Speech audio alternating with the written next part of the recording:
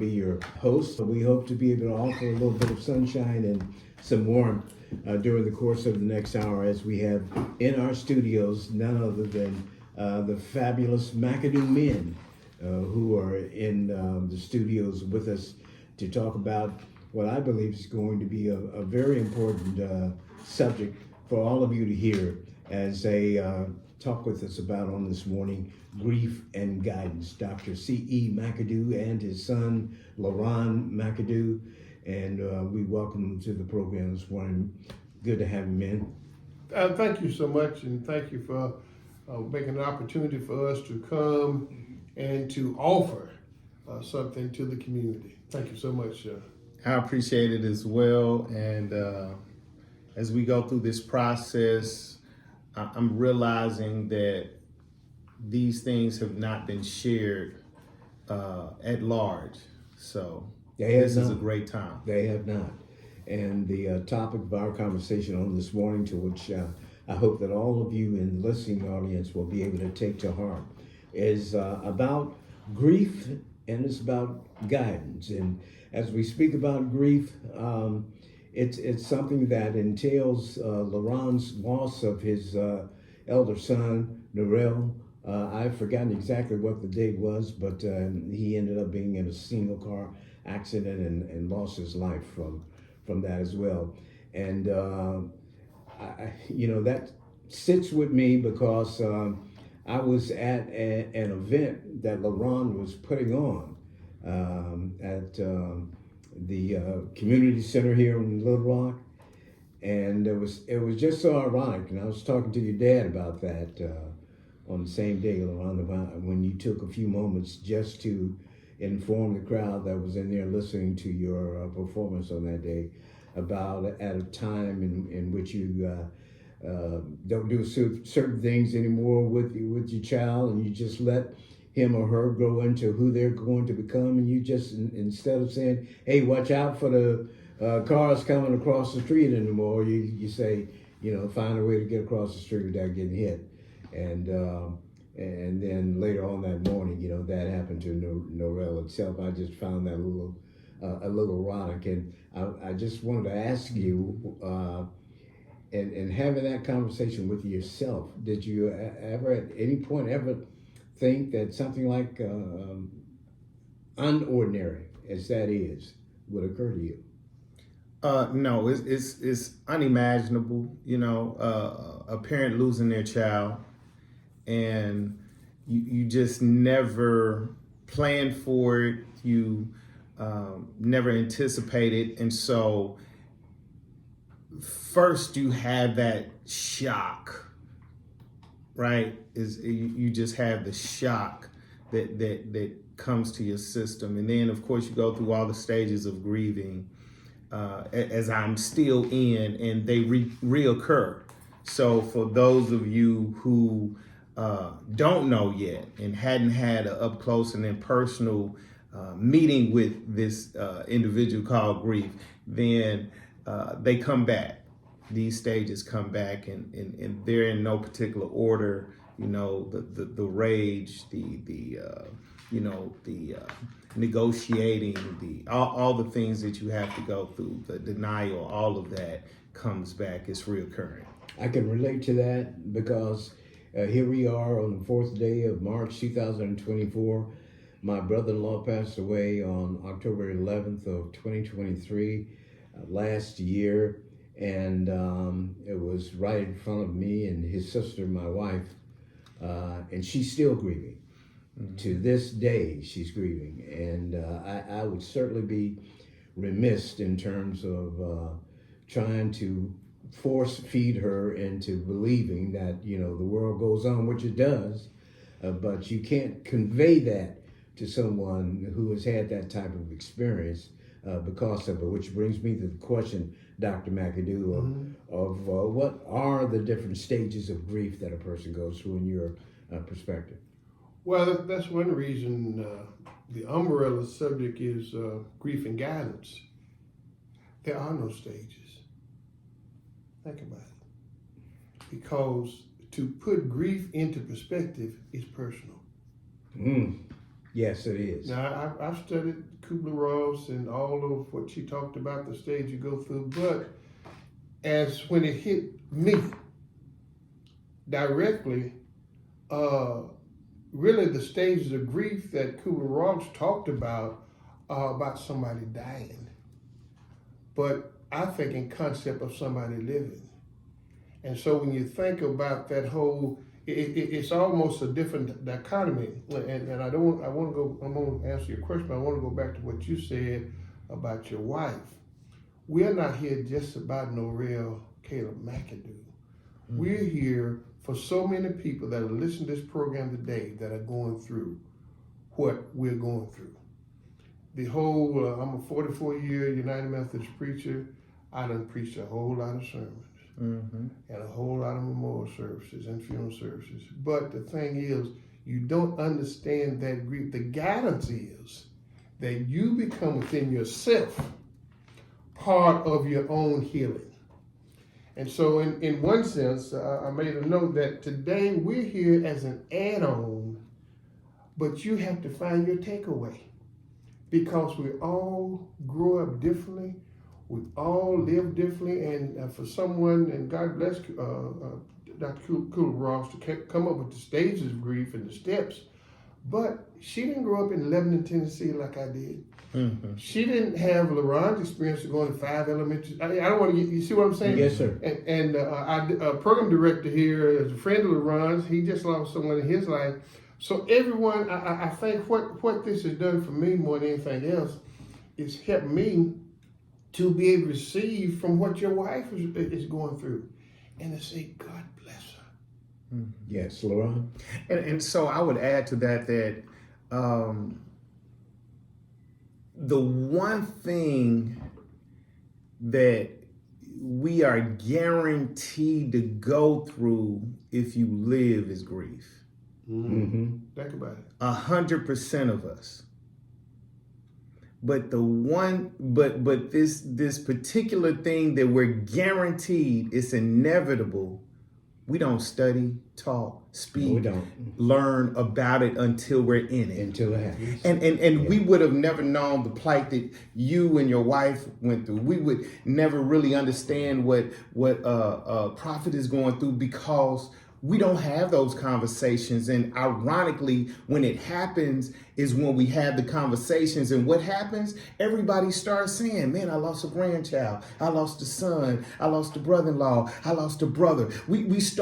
Then we have those conversations. But as an instructor, as a classroom practitioner, as a teacher, I recognize instantly the universality of this topic, and so that's why I did my reflections, and by me being a very public person, and that is based on my experience, I'm sort of out there with my process. I'm giving my grief reflections. I did 15 grief reflections while I was blessed to be gifted a retreat from my brother and sister-in-law. So they said, man, hey, look, we want you to go on this retreat and help you to get your mind together. Everybody doesn't have benefit of that. But while I was there, it allowed me an opportunity to do these 15 grief reflections. And I posted them on social media as well as online. And I've appreciated everybody who's come to me saying that it has helped them through their grief, which may have been 5 years ago, 10 years ago, 2 years ago. And we're going to do something that we oftentimes do not have an opportunity, and that is to allow you who are listening this morning, if you have any questions or comments you'd like to ask of Dr. McAdoo or his son, Leron, here on this morning, you can feel free to give us a call at 501-433-0088. That's 501-433-0088. Dr. McAdoo, does grief affect us both externally and internally? Yes, directly. And in the midst of grief, you also, and this is part of my seminary Dr. study. McAdoo, I hate to interrupt you for a moment, but we got a caller coming in Okay. right now. We're going to let them speak thank with you. you and make a comment or ask a question. Thank you. Caller, good morning. Thank you for calling. You are on the air with Dr. C.E. McAdoo and Leron McAdoo. Yeah, my name is Dr. McTivated.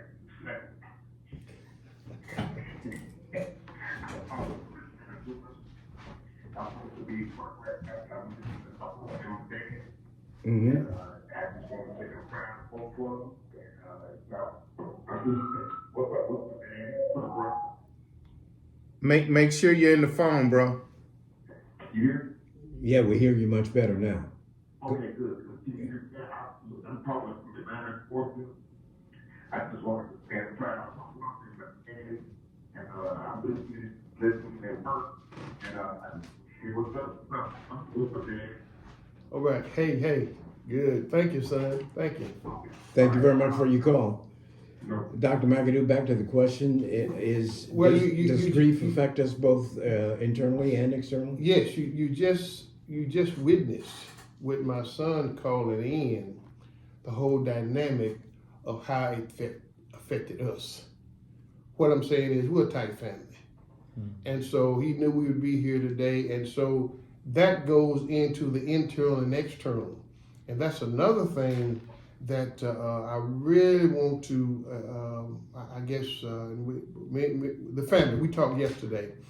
And the one thing, I'm thinking about my granddaughter now, about her talking about people experiencing her brother. But the other thing was the touch. In other words, we want to put out today, touch your family. Yes. Touch your children. Right. Just, I'm just saying, my son called, if he could have been here, honestly, he would have been here. I'm serious. Mm-hmm. He'd have been here with us. So, go around. Well, one of my reflections is you need to build no regret relationships. Mm-hmm. Mm-hmm. What does that mean? You need to touch, communicate, be empathetic, commune with, congregate with. You have to build these no regret relationships. So not only have I learned how to deal with the external things like food, drink, sleep, brushing your teeth. Those are very external effects, Yes, right? yes. And so I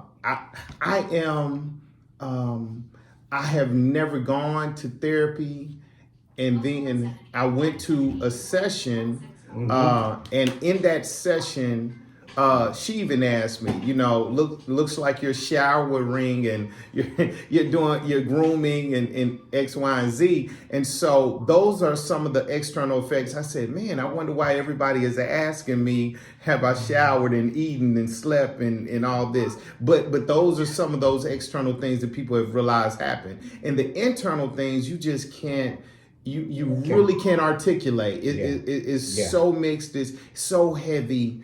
And all you can do is just kind of grow through it. Yes, I can Not believe just that. Let's go to our phone line and bring up a caller. Caller, good morning. You're on the air with Dr. C.E. McAdoo and his son, Leron. Good morning, Dr. McAdoo and Leron McAdoo. My name is Margaret Harden, and I'm calling from Washington, D.C. I'd like to ask a question regarding family. What does family do preparation during good times to prepare for grief? And I'm glad to be on the line with my dad and my brother. Okay, thank you very much for your call. You want to try to run? Yeah. Well, I kind of Both go of you give back a perspective to that same thing of these no regret relationships. I think that I'll say this. Another one is account for a full 24. Norel Caleb McAdoo lived a full 24 years. He was social, he was academic, he was professional, he was entrepreneurial, he was the life of the party. He within his persona, he did what he wanted to do. He lived a full 24. And I think if you live an honest and truthful and purposeful full 24 personally, I think that helps you with grief. And then the second thing that helps you with grief, I said the cliche, everybody needs somebody. We all need someone. There's a community. I know we think we're going through things alone. I know we think that no one can identify with what we're going through. But I'll say this, that even if you hadn't specifically gone through it, date, time, person, you would have experienced the emotion of grief. As a motivational speaker, I can speak to people who may not have had my experience, but who have had my emotion. So as a motivational speaker, we're taught to speak and connect through the emotion. Everybody's been ridiculed. Everybody's been rejoiced. Everybody has been, maybe put down. Everybody has been praised. So when you talk from that emotional perspective, you find the connectivity, and that's what happens in family. If you build that emotional connectivity, then when grief happens, you can deal with that emotional trauma as well. Dr. McAdoo? Yes. Well, I'm just going back to, I mentioned to Leron something about one of his classmates that passed over 30 years ago. And I'm going back to this whole piece of everybody. And so he said, you remember that, Daddy? In other words, it was a classmate, died in a wreck here in Arkansas. But I remember that time specifically that Leron related that to me. He was like a sophomore in college. We're talking about 30 years ago. But for some reason, that stuck with me to let me know, even back then, I'm see a lot of stuff, we're just not tying it together. I didn't tie it together then, or even in my 44 years of ministry, about how I felt that emotional surge inside of him that touched me, that let somebody else know that somebody really loved them. Dr. McAdoo, I'm also compelled to ask you this question as well, and that is, can God provide us to both relieve, to receive and relieve grief, in your opinion? That's really not an open question. And the standard answer is yes. The standard answer is yes, but it also has not a question mark, it has almost a comma. Because once again, because of where folks are, and this goes back to Leron and I've been, many of you, if you go in any public setting that I go to, I do my prayer this way. Assalamu alaikum, shalom. I pray this prayer in the name of Jesus, which I'm going to change that. And what I'm saying is, I say this, is everybody's not a Christian. Everybody that's listening to this program this morning is not a Christian. That's true. But what I'm saying is, think about this. The Muslims and the Jews greet each other with peace. Mm-hmm. What do we normally say to people? We greet each other with a question. How you doing? Think about it. But depending on how you feel, you might you might tell them the truth. Most of the time, we don't say what's real on our mind. No, we don't. And so, but think about, and Leron said, while we're here today, I'd throw some theological stuff in. Help me, Jesus. But when Jesus came back to the disciples, he said, peace be unto you. Mm-hmm.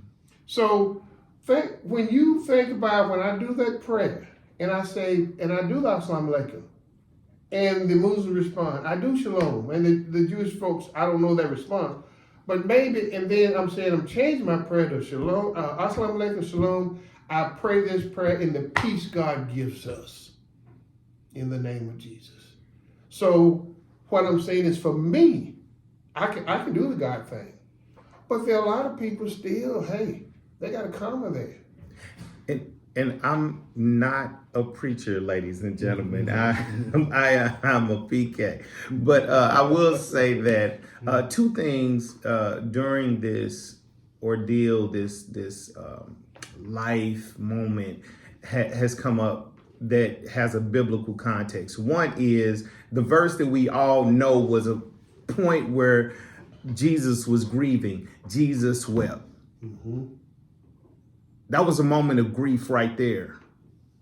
Jesus wept. So even God grieves, right? So tears were shed when he came into the knowledge of the passing. So that's one thing. And as I'm famously known to do, I will have multiple points and forget the other one. So there's another passage That's all right. that all right. some Bible scholar will know and reflect upon. Let me, the Lord bless me to have gone to Israel, and my medical people, and well, hopefully they can verify this. There are certain toxic, I guess, chemical in our bodies that can only come out through tears. And see, in Israel, they have tear cups. So what I'm saying is, Jesus weeping said that he was getting out of his system something that only got to come out through yourself. So, I've shed some tears. I hadn't had the robust crying that I guess I'm not asking God to help me to have that, but there's nothing wrong with the tears. And if you were at the celebration, I had people say to me they cried like a baby because of what they saw the young folks doing. They saw a celebration piece. So what I'm saying is all of this has a God aspect to it. But I think what I'm still trying to express to all of us is be mindful that all of us have a contextualization with God that may not be like somebody else's. Yes. And I've been blessed. If there's nothing else I'm proud of in this community, it's people ask me what denomination I am. You said to me that one of the most profound things about some of your expressions this morning, and that the passing is personal. The grieving is personal. And we oftentimes don't distinguish it as such. And is that something that comes from just human nature, or is it something that we're just, irrespective of believing in? Well, I think it comes from, that we've just not been, we hadn't been brought up that way. Grief has always kind of been a sideline. A death is a reality. Yes. But grief has kind of been a sideline, and we've not talked about it. I know me and my family, we've never talked about it in a direct way. And then with families, the Lord's blessing me. I've got a funeral. I've got to go do this. Be part of a funeral this weekend of a family, and I don't know if they've talked about it. But I think part of us is just in our family conditioning. It's one of those things. It's not that everybody thinks they'll live forever, but it's just a whole concept that you don't think is going to come. But going back to Kubler-Ross again, most of the studies folks are doing is helping folks with folks dying, but really not helping folks with folks grieving. You got all kind of books and things. And there is a difference. There's a big, and that's what I'm saying. What we're trying to do today is we're trying to put an add-on to our family, to your wife. We're putting an add-on that if you can take something from what we're saying today, Right, it's an add-on. And I'll say this.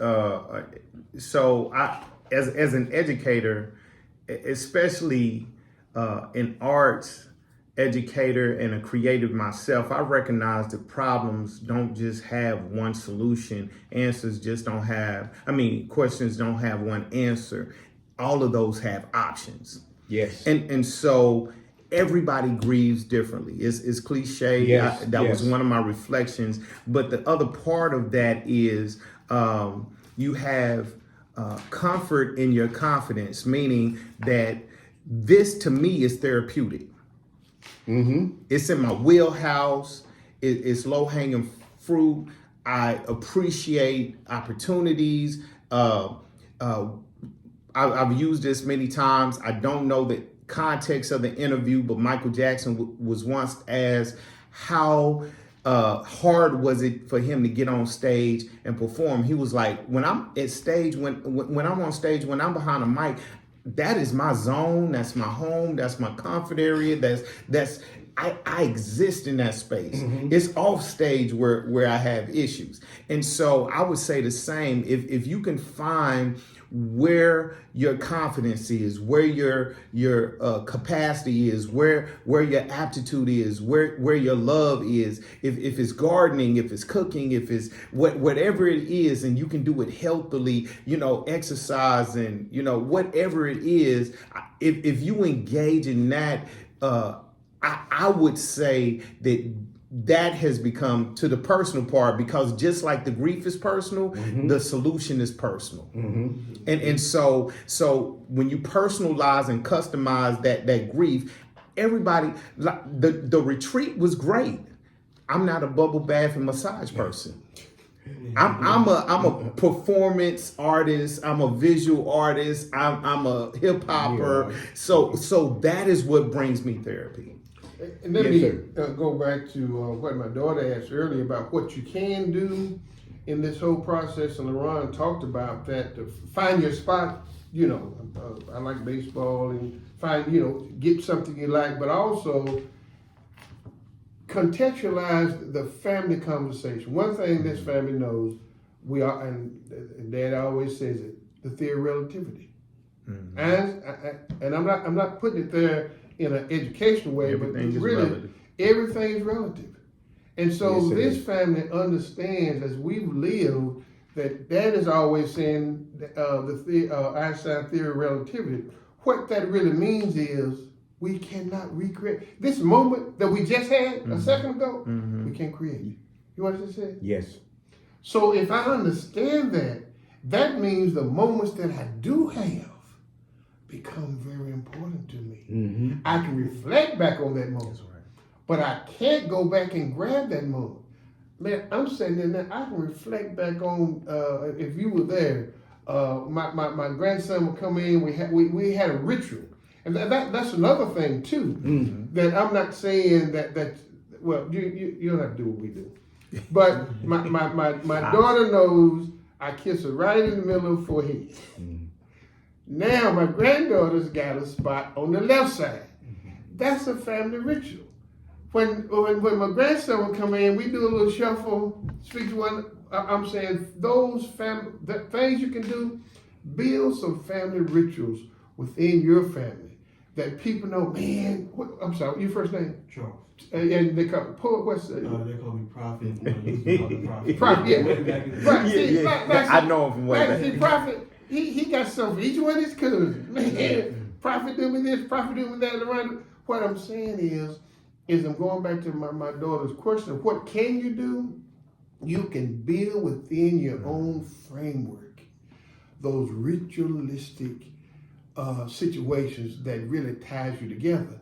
I write an article for Black Talk Arkansas, and my article this coming week is going to be ritual documentation. It's a whole different concept, because what I'm saying is ritual documentation, remember, is stuff that's put on paper forever. Yes. Think about it. So you can do the same thing with ritual fellowship. Okay. And I was just going to add to that, the opportunity to have revivers, not just reminders. So we'll put pictures on the wall. We will hold on to trinkets. We will, have. Maybe some parents will have the room of the child undisturbed and just unutilized for moments of time. And so I appreciate, and let me publicly thank everyone who sent me books and articles and YouTube videos on grief. I've checked out as much as I can, and I'm continuing to read. I'm sure you've been inundated with them. Right. And I appreciate it. Yes. I keep them coming, But one thing that they talked about in healthy grieving, and I have to also thank personally Chris James. We serve as each other's life coach at times. And for this moment, he was mine. And he said, when he was going through the grieving of his mother, one of the best pieces of advice that he got was, don't hoard things.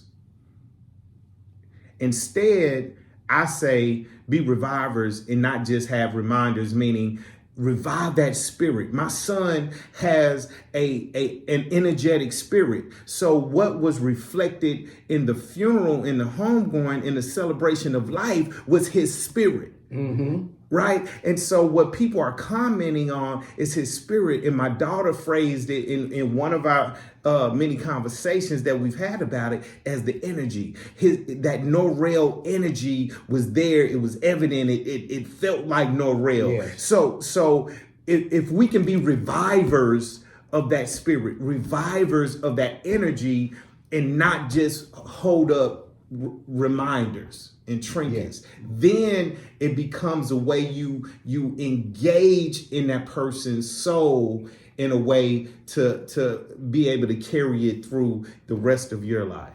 That's why a lot of people say that your son, Norrell, was somebody who transcended his energy and his positivism and his outlook, his vision on life in and of itself, and was somebody who never played down to that, but he always had a way of being able to elevate it with other people, and I think that makes a huge difference. What are your thoughts on that?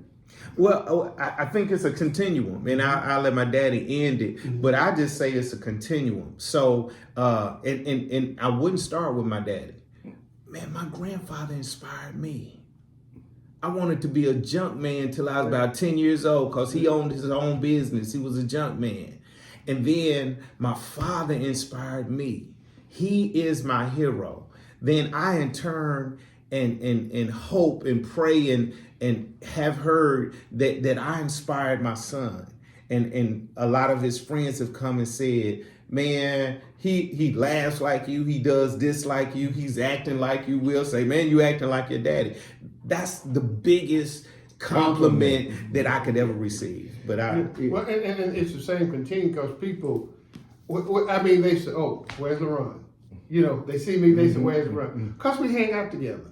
I mean, and the same thing like with Norrell's energy, and I go back to Larry being there. I mentioned it to him when you were there last on the 28th.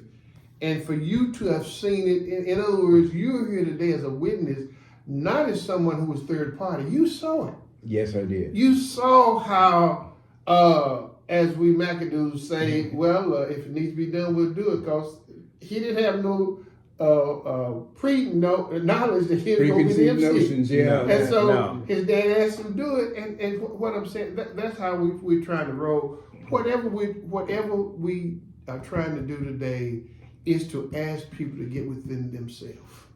Let me ask you, LeRon, in terms of talking about the personalness of the whole experience, your daughter, has this had any impact on her and your relationship at all, or do you even entertain,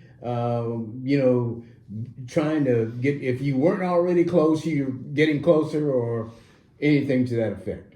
Well, so the automatic response, I mean, this was before the funeral. I was reaching out to people who had experienced a brother or a sister passing. And I said to them and asked of them, did you feel lost in the process? Did it feel like too much, in our case, too much Norrell? You know, I don't want her to feel lost. Please tell me what you think about it. So I said, I'm still a parent. So so I was very proactive, and my wife is very proactive in the way that we approach and raise our children and do our parenting. So whatever come what may, I wanted to be aware and prepared as much as I could for what I needed to do for Jamie, And so I still feel like I'm a parent. Now I'm a parent that has shifted it from an advisory role to a custodial role over Norrell Caleb McAdoo. I'm a custodian of his spirit. I am a curator of his spirit. I am someone who wants to have his spirit engage with the city because I owe it to the city. Because the city came out in droves. The city represented. I raised him in this city. I presented him to this city to help me raise. And so for them to come out and feel it too, I owe it to the city to be that custodian of his spirit and put that positive energy out like I've always done, but now it's in the name of Norrell, so it's probably going to be a little bit more, and that's okay, I'm sure. Right. We're speaking this morning with Dr. C. McAdoo and his son, Leron, who are here to talk to us about one of the new topics and themes that they're working on called grief and guidance. And I think we're all learning so much about it on this morning. And I hope that those of you in the listening audience are learning as well and paying close particular attention to this, because it's absolutely, as Dr. McAdoo said, in the very beginning of this, that the grief is personal, and we all react to it in different ways and manners. And speaking of that, it also underscores that grief has no respecter of gender or age, does it? Well, and that's one of the things in terms of, as I said, my postman helped me as I was struggling to do the sermon. And he came out and he said, Rev says, well, he didn't say Rev, I don't even know if I was preaching that, but he knew about what had happened. He said, your grandson was not taken, he was called. And so that puts it in a whole different concept, because all of us are going to be called. Yes. But sometimes we are taken through drugs, through mama's baby's daddy, through all kind of craziness or whatever. Yes. Or we can be taken by an accident. And so this whole, and I will just a quick note, the time stamp of life. The time stamp of life and transition go together.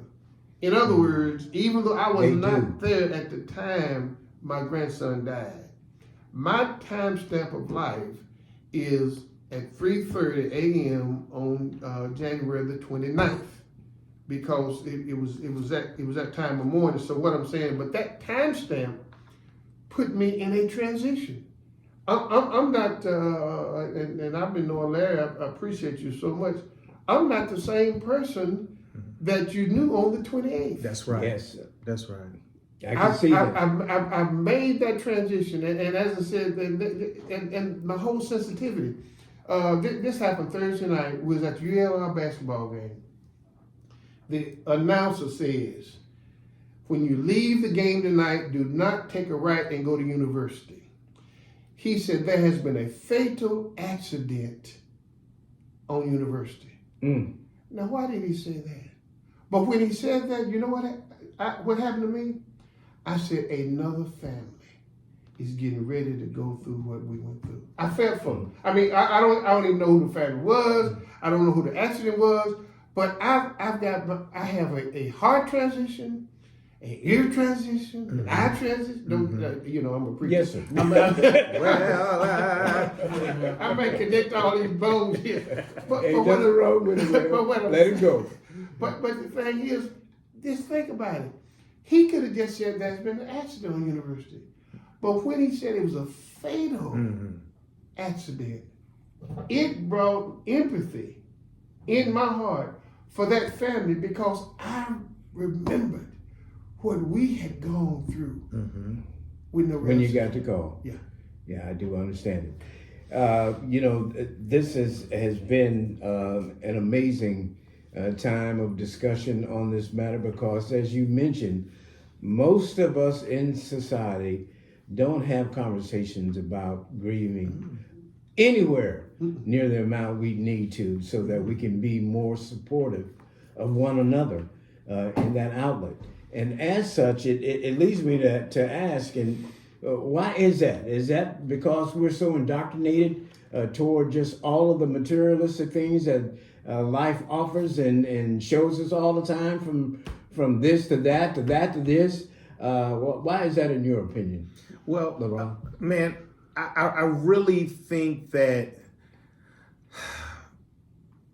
I think what happened, we see very personal and private expressions of grief, which are great. There are some great organizations around here that started from Zero. Yeah, well, the pain of grief, right? And it takes my wife put in a poem, it takes death to make us appreciate life. Why is that? Yes. Right? And so you have organizations that have been built. You have companies that have been built. You have medical apparatus that has been created. And all of these have been, if I will, guilt-led. Like, or not guilt-led, but grief-led to where they're saying, man, I'm since my wife died of Alzheimer's, I'm gonna research it more. Since you know, and that becomes a mission and a cause, and so I think we see those.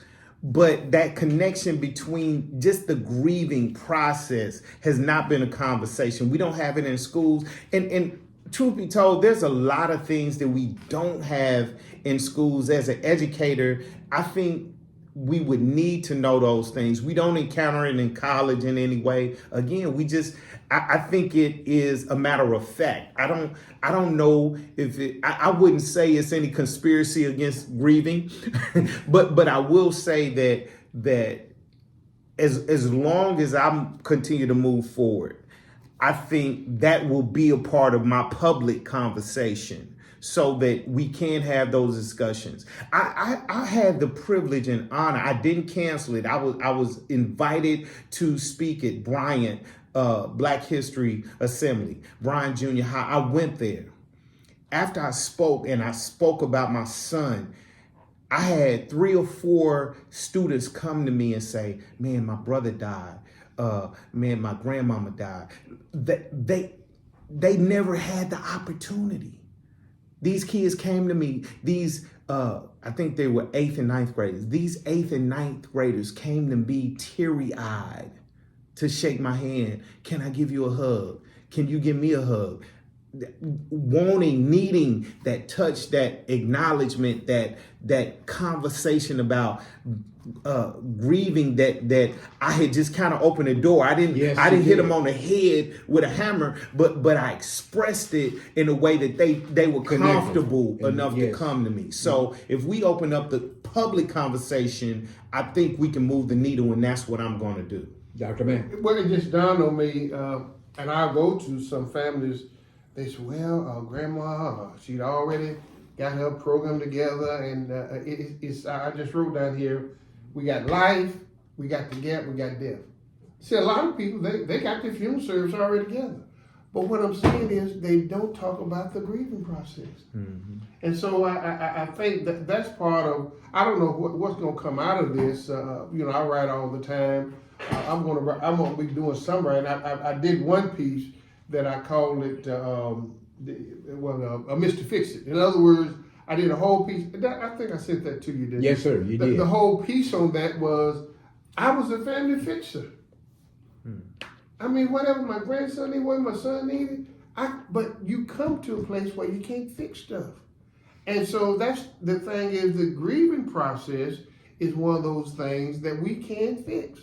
We can fix it by just talking. Just talk within the family, of the whole process of how you did, and really the sensitivity now, and I'm putting this out there for all of us. When you, let me see, what I made a note here. I said, when you know, consider peace. When you know somebody's going through something, don't go up and ask them how you feeling. Yeah. Right. Early in my ministry, and the Lord gave it, I was at the hospital with one of my members who died. And I went in and I said this to her, to the wife. I said, "Steal yourself." And she just said to me that comforted me. I didn't ask her a question. How it died. I just said, "Steal yourself." And remember, it keeps going back to self. And I mean, the Lord gave me that. And so maybe some kind of way, we've got to find a better way to talk and react to one another in these situations. Because like LeRon, I'm a public person. A lot of people know see McAdoo, Dr. McAdoo. And you know, how things going? Man, I'm talking terrible. Well, you preach every week? Yeah, I still preach. I still drink water. Yeah. But man, I'm in bad shape. Yeah. Yeah. And so for me, my daddy is the family fixer. I'm the family fighter. So I was the oldest of cousins. They used to call me, "Hey, man, I'm having a problem with so-and-so." All right, I'll be over there. "Hey, Mac, I'm in jail." "Okay, I'll see what I can do." "Hey, Mac, well, you know, hey, big bro, what's up, man?" I told him, don't let me call my big brother. I know. So, but it was nobody for me to fight for this. So that conversation about grieving has to happen, because for those people who are like me in spirit and have sort of a oomph and adversarial spirit, I say, then it was nobody for me to fight. I couldn't say, "No, Rail, you know better than to try to drive when you're sleepy." I couldn't say, "God, why?" You know, it's like I had nobody to fight. I fought all their lives for my babies. So for those fighters, you need a Mr. Fix It in the family, in the community, in your circle. I would agree wholeheartedly. We only have just a couple more minutes left, and in that amount of time, I'm going to allow you to just convey what you would like to leave in the form of a message, LeRon, to the many people who have tuned in to us on this morning, and then you can follow it up with, Dr. McAdoo's comments. Let me say, the Lord blessed me to have a part-time job, and I'm supposed to be there at 10 o'clock. I'm gonna be late this anyway. And when I walk in, I'm gonna be smiling. So, but I'm getting ready to go and let Ron wrap this up. But I want to publicly thank the city of Little Rock. But then I want to thank people around the world. We have received condolences and affirmation from around the world. So I want to thank you for that. And I feel my daughter-in-law said, we asked them to come. They said, "No, you and LeRon can do enough talking." So I think he can finish this last 7, 8 minutes. Okay. All right. But his dad is going to hit the road. All right, Dr. McAdoo, thank you so much. Thank you, Daddy. And we look forward to continued good things. Peace, my friend. God bless. I'll be listening. So I don't know specifically right now how I will encapsulate this process, but I am working on a project. No, for You're any of always you, working on a yes, project. that knows me, I'm always working on a project, and believe it or not, I've completed projects that I've put on the back burner. My son, he engineered my last album. I was going to promote that and had to put that on the back burner. I became poet laureate, so I put out a book of poems, and I was going to promote that and promote being the poet laureate, but all of that has taken a back seat. My latest book is called Grow Life, outside of the poet laureate book, the Grow Life curriculum, which is going to be the center, or up until this moment, it was going to be the center of how I moved forward in terms of my motivational speaking. But now that I'm in this place, I'll say what I'm gravitating toward as a concluding message and a challenge and an ask of the community is that they build these relationships. those no regret relationships, to speak to what my sister called about how does a family deal with grief, to speak to the individualness of grief and the personalness of grief, and how can you personally get through grief. Well, you have to have that community. I think that community becomes very important. We stress so much it takes a village to raise a child, but that same village is needed to help us live through the rest of our lives as well. So let's build that village. Let's build that village of compassion, that village of empathy, that village of understanding, that village of open communication. And I didn't say safe space. I'm very deliberate about not using safe space in the wrong context. Safe space often means trying not to hurt anybody's feelings. So I use open space. Let us be a community of open space where we can say some stuff that may make people upset. And they have to leave the room and get themselves together, because that's personal too. That's a personal bias or something that you're carrying. And a lot of times I say, if you have an issue, it's you. And so I say that to say that personalize the grief. Personalize it, customize it, find the ways that you find therapy. It may not always be a back rub and a pedicure. It may be something that's not on the radar of some people. You know, somebody offered us smoothies instead of chicken.